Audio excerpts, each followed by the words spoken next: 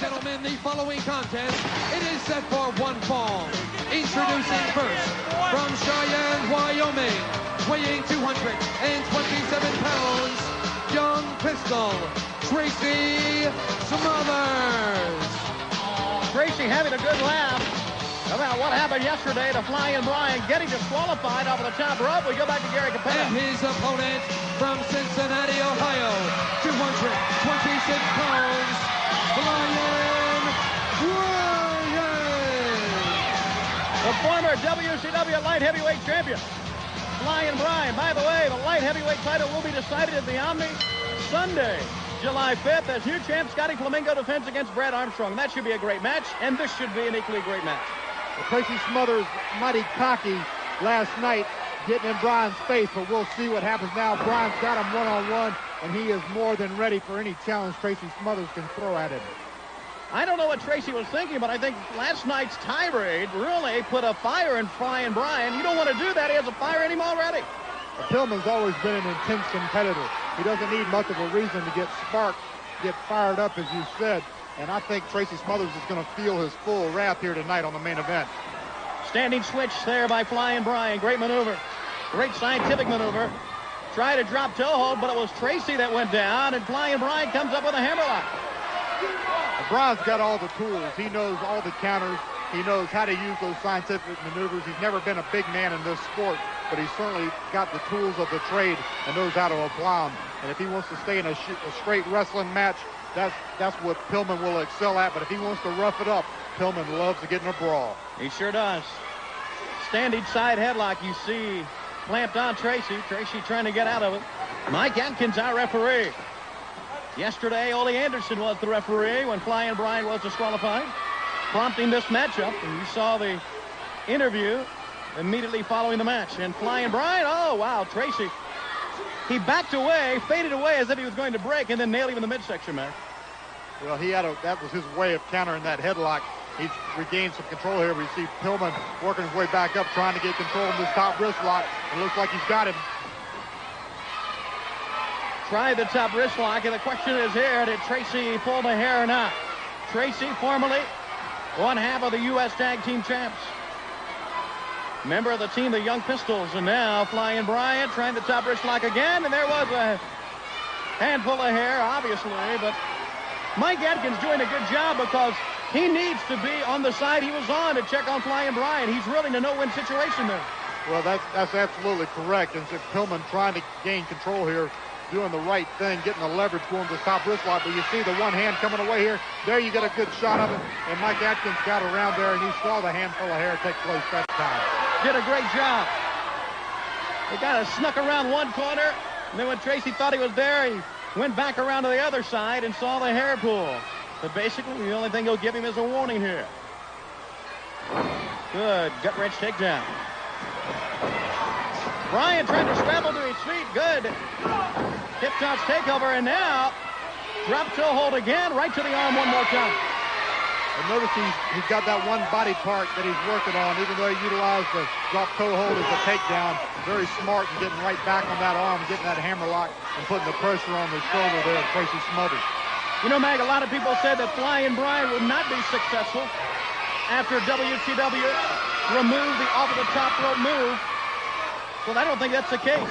He has really adapted quite well in this match. Mat wrestling, something we've seen from Flying Brian. We talk so much about his high aerial tactics.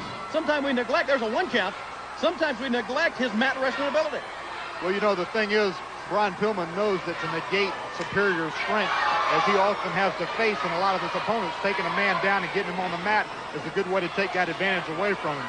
So Pillman, in utilizing good mat wrestling skills, can be just as successful as he was when he was utilizing the top rope and the high-risk maneuvers that sometimes get you in trouble and was the reason he lost the light heavyweight championship of the world. Pick up and a hard slam. Tracy came out of that full-arm dragon twist with a forearm shot. Full-arm dragon twist one more time. So you're right. Flying Brian has continually worked on that left arm with success. Fans counting right away. And each and every maneuver that time, perfectly legal. And now back on top one more time. Brian's been implementing a good, sound game plan ever since the beginning of this match. I thought he might come in here a little more hot-headed after we saw Smothers getting him riled up last night, but he is definitely stuck to his guns. He's got this arm bar working real well for him, and he's got very good control of this match thus far. And, of course, Flying Brian would love to get another shot at Scotty Flamingo, the light heavyweight title. What a tremendous matchup that was. And we do understand we'll be showing you that match here on the main event in the weeks to come. How Scotty Flamingo won it. Holding on. I mean, all the leverage in the world of Flying Brian here. And Tracy, there you take a good look at that arm. Good move by Tracy. Simply rolled out of the way. And see, that's where we talk about high-risk maneuvers. When you got control of someone's arm, you let go, you take off for the ropes, there's always a chance that he's going to move. So I think in sticking with the sound wrestling strategy that he started out with, Brian was in much more controlling the tempo. But now you see Tracy turning things around and getting an advantage because he went for the high risk and he missed it. Right in the back. Want to say a very special hello to our great fans in Chicago. We'll be at the UIC Pavilion tonight, 7:30. And right now, Smothers covers. 1, 2. He got a 2 count out of that. And then Brian escaped. See, Tracy still feeling the effects of the damage that Pillman was able to do in that short period of time with that arm. But he's trying to deal out some devastation of his own right now and get this battle going back in the direction he wants. But Pillman wisely going back towards that arm.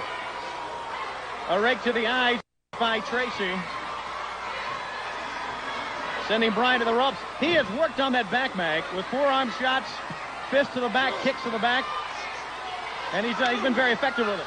There's no secret to anyone that Brian Pillman's Achilles heel, so to speak, may be his lower back. He suffered a few injuries in the past, utilizing some of those high-risk maneuvers, overextended himself, and he's hurt that lower back. So anybody gets in the ring with him knows that's kind of fair game if you're going to try to wear Brian Pillman down. Sleeper was on. Flying Brian out of desperation. Head first to the turnbuckle on the far right side.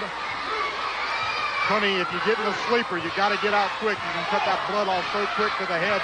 That's a good way to get out, as Brian Pillman trying to get back to his feet here so he can get things back on the offensive. You're watching this tremendous match exclusively on the main event. And now the chops back and forth.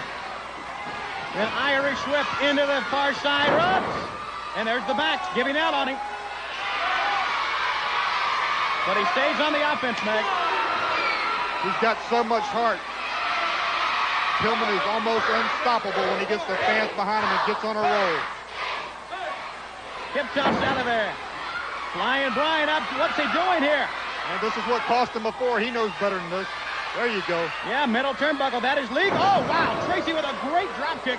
That was great timing right there by Tracy. And the danger, the time that it takes to go up to the top like that. 1, 2, and no, sir. Brian got out of it. I mean, that maneuver almost cost him a 1, 2, 3, but that's what happens when you go to the top. It gives your opponent time to regroup. And Smothers countered there with that great karate kick. Crucifix, hooked him. 1, 2, 3, he won. Ladies and gentlemen, the winner of the match,